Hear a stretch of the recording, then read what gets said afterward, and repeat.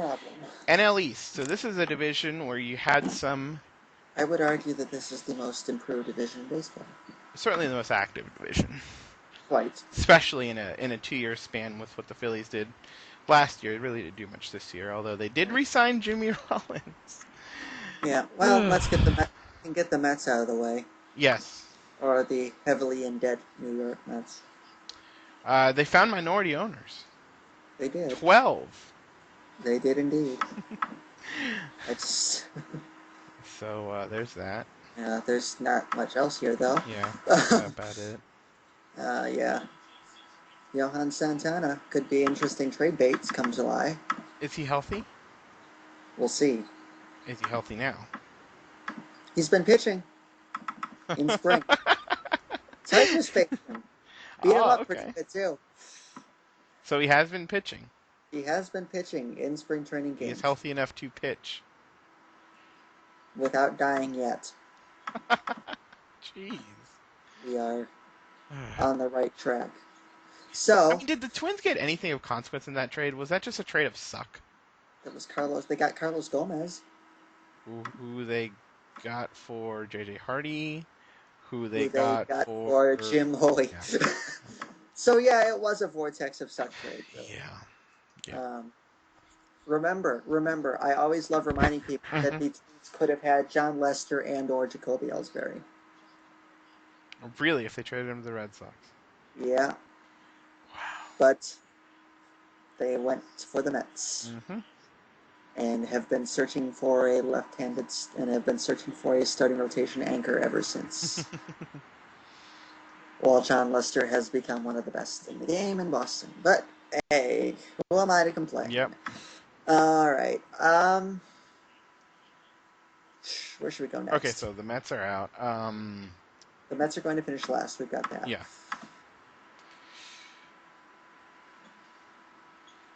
Braves. Not a lot of good vibrations and a lot of good feeling coming. They have had a terrible. I noticed that spring is overrated, but they have had a terrible spring. I mean, not just a terrible spring, a terrible off season. Right. They have they've basically been in a bit of a toilet bowl since last September. Mm-hmm. But not a good way to put it, but yeah. Well, that's pretty much right. Yeah. Don't know how else to say it. Yeah. They ran that bullpen in the ground last year. Chipper Jones is good for about 7 disabled list stints. But he's retiring this year. Allegedly. I just don't know about this team. I mean, they were so good for so long last year, and then it just died on them. Right. The bullpen is even a wild card. I mean, they're really good on paper, but will that overuse translate over and affect them this year? I don't know. You know, I like some of the arms in the rotation, but Tommy Hanson has had his own injury issues. I think some people tend to overrate Jair Jurgens a bit. You know, Beachy's a good young arm, and Mike Minor's on the way up, and Randall Delgado's on the way up. But those are young guys. You're not sure. Tim Hudson's on the DL. You're not sure. Yeah, it's just to say Tim Hudson. How that's going to come back. And then you got the lineup, and I mean, Bourne gets on base. He steals a lot of bases. I think Prado might be primed for a better year. McCann's a good catcher. Ugla had that terrible year last year until he had the long hitting streak. The power is there. They need a bounce back here from Jason Hayward in the worst way, I think, in my opinion, anyway. So, I mean, you have to remember they did win, 90 games last year, but at the same time, you're going to remember how they finished. They were in the driver's seat for the playoffs all of September. There's no way they should have blown that, and they blew it. Yeah. So, I mean, they had the lead in that last game, too, and Craig Kimbrell came on and blew it, so... And they had to go to extras, and they lost in extras, and yeah. So, it's I don't know. The Braves team is a real wild card. they look good on paper, What would you theoretically. what would you peg their win total at? Um, I think they'll win somewhere between 80 and 90, and I know that's a huge range, but That's really what we have to deal with right now. it's this division is as wide open as it's ever been. Mm-hmm. So I can't really nail down something more specific because the last season could end up being just this spring could be an anomaly, and last year could end up just being a distant memory, Mm-hmm. and they could win 90 games again. I don't know, Right. or all those cracks in the armor that um, came about last September could end up being a sign of a more grave long-term issue, and they could finish 500. But I would think even with that, the range is going to be 80 to 90. I mean, it's Yeah, not. They're a good team. there's a lot of talent on that roster. Mm-hmm. There are injury questions and there are consistency questions that you can't really pin down right now. To be quite honest, Mm-hmm. I mean, I'll take the middle route and I'll say somewhere in the 85, 86 range, Okay. but it's not particularly confident projection. Washington Nationals. I like what they did this. I don't think this is their year yet, but I like what they did Mm-hmm. this winter. Although I think that Gio Gonzalez is a bit overrated. When you've got pitchers that high strikeout, high walk pitchers are always a bit of a wild card. Mm-hmm. I mean, he's got a great curveball, but I mean, we've seen people lose it before. And But 10 million for Edwin Jackson. that's a lot of money for Edwin Jackson. um, you hope that Strasburg is healthy. If he is, he's going to be great. Mm-hmm. Same goes for Jordan Zimmerman. I mean, if the front four in that rotation plays out like you hope it will, that's going to be a really good rotation. Right. Um, I think they're a bit deficient in the offense department. Ryan Zimmerman is an anchor. They need Jason Worth to come close to what they thought they were getting if they want to contend. Bullpen's good too. Um, bullpen is good.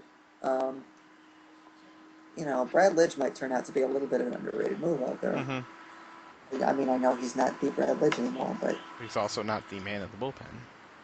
right. So that'll be interesting to see how that goes. Mm-hmm.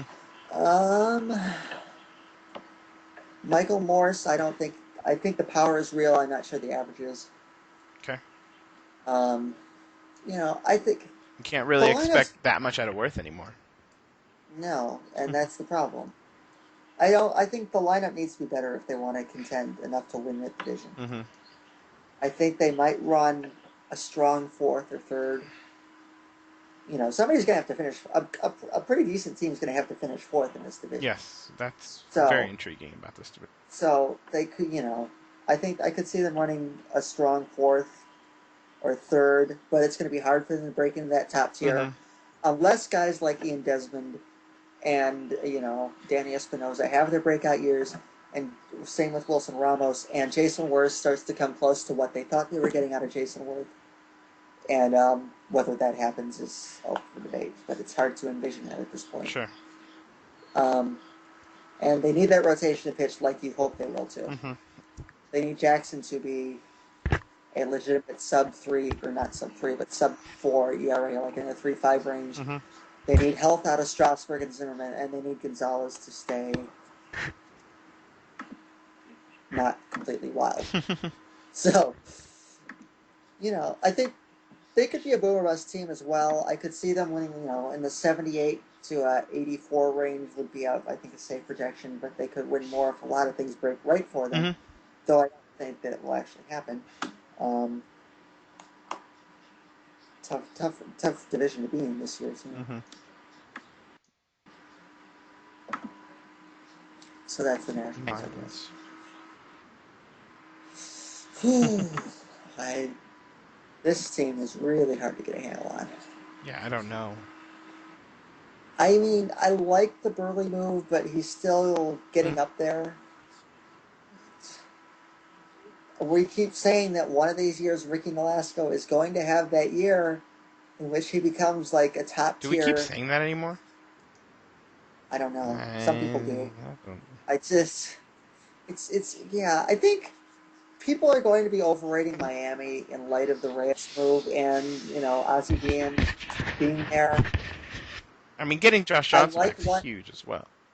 it is huge because now they can anchor that rotation. And I mean, you don't like to buy into the spring training Kool-Aid, but reports have been good on Carlos Zambrano as well.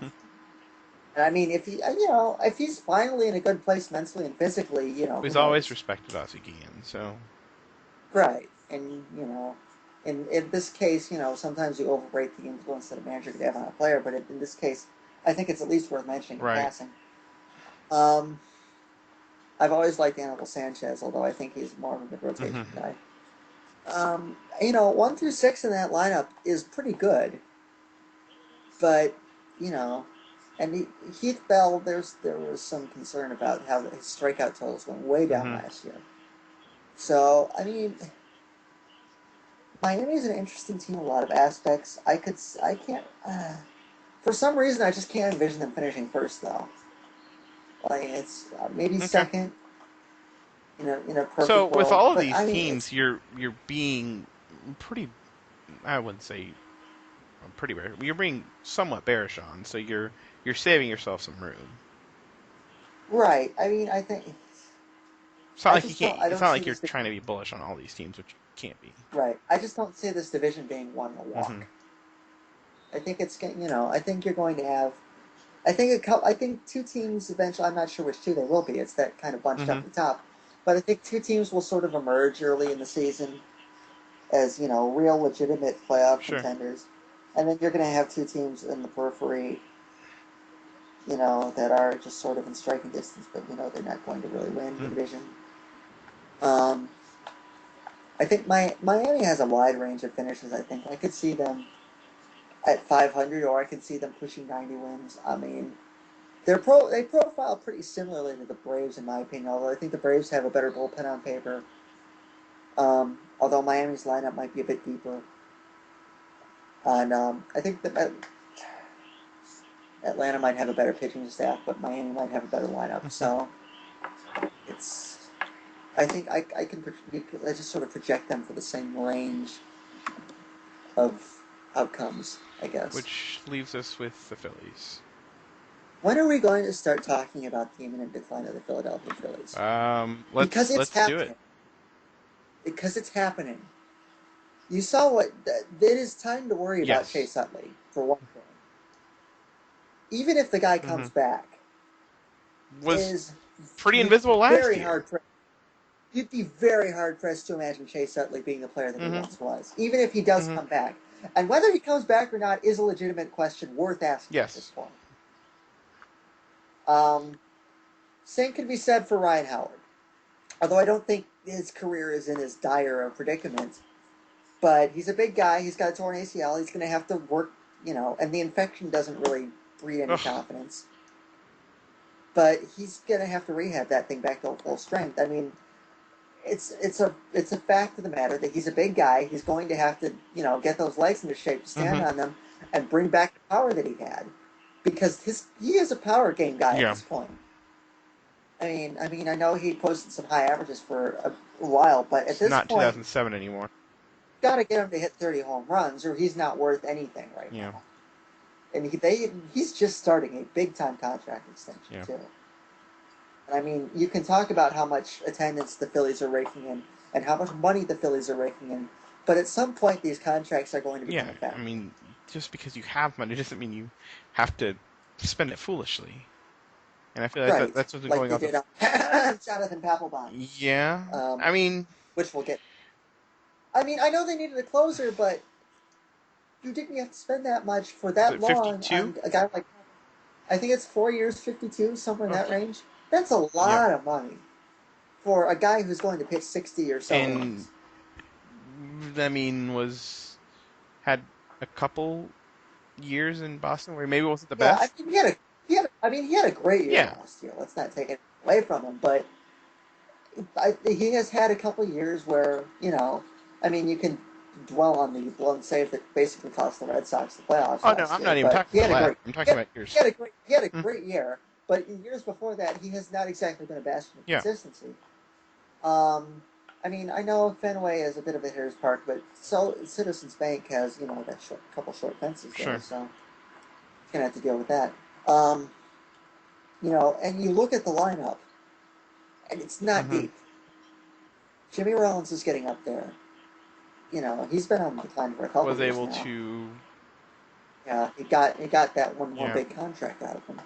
Placido Polanco is nowhere near the player Mm-hmm. he once was, and he is good for a couple DL stints a Hunter year. Pence suddenly has become.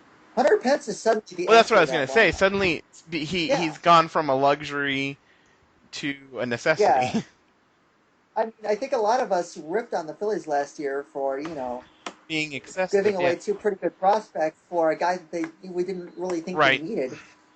Imagine what they would look like right now if they had made that Yes. trade. In retrospect, that's a good thing they did that because Hunter Pence is suddenly the anchor of I that think so. lineup. And Hunter Pence is a very good player, but Mm-hmm. I don't know if he can anchor that lineup. Because to be quite fair, I mean, Shane Victorino is still a good player, but Ty Wigginton, guys like Ty Wigginton and John Maryberry Jr. are not guys that are going to you should be relying on to get you runs and RBIs and hits and clutch hits and stuff like Rolly that. Buyings isn't They walking are through not that door. right. I mean, guys like the guys like that are nice ancillary players, but at this point they're going to have to start relying on guys that I don't think they wanted to rely on in that lineup.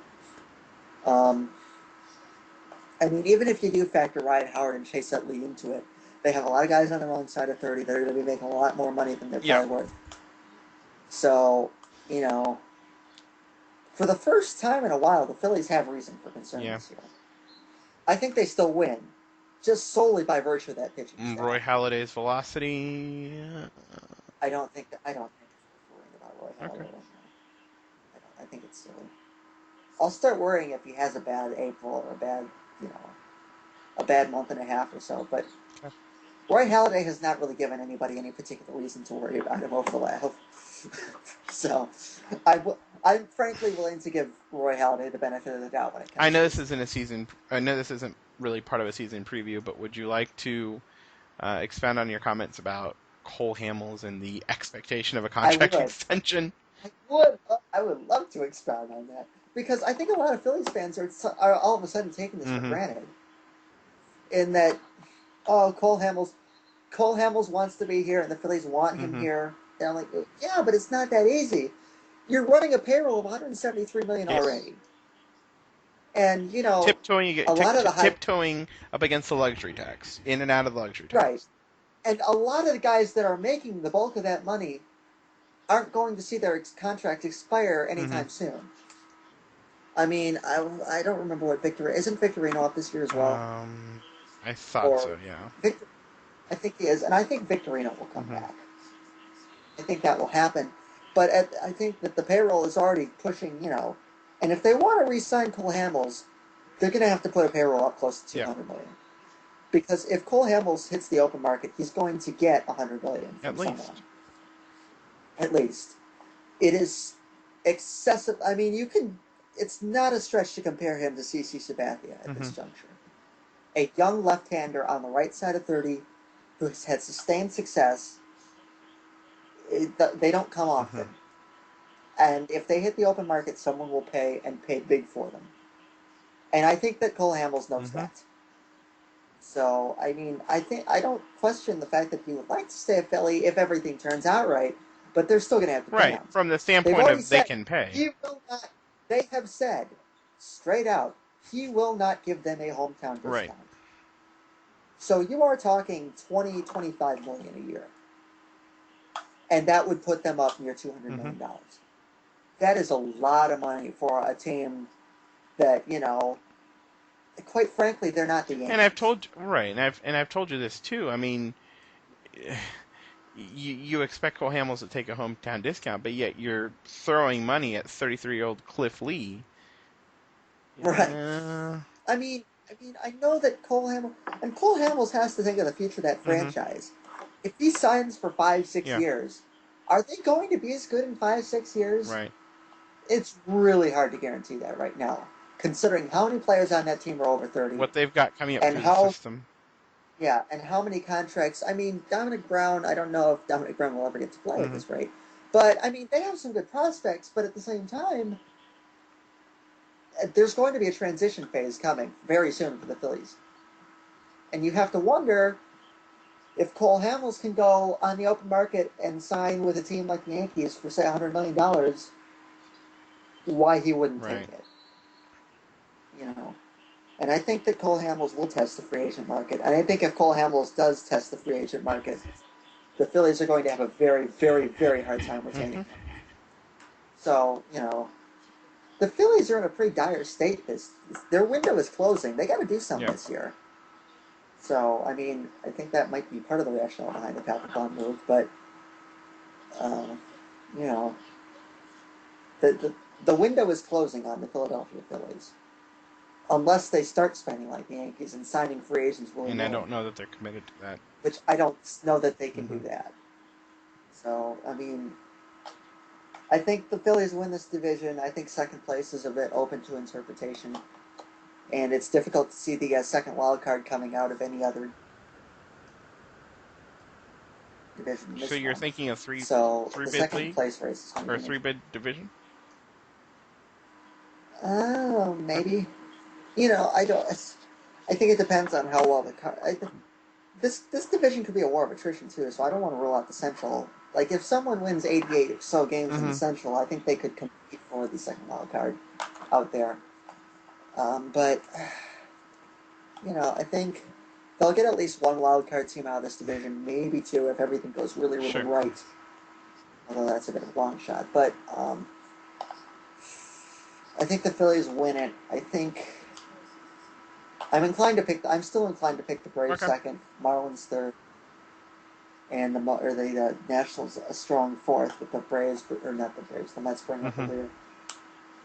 But wide Everyone's open. gonna have to take it out on the Mets. Yeah, poor Mets. The Mets might lose 100 this Yeah. year.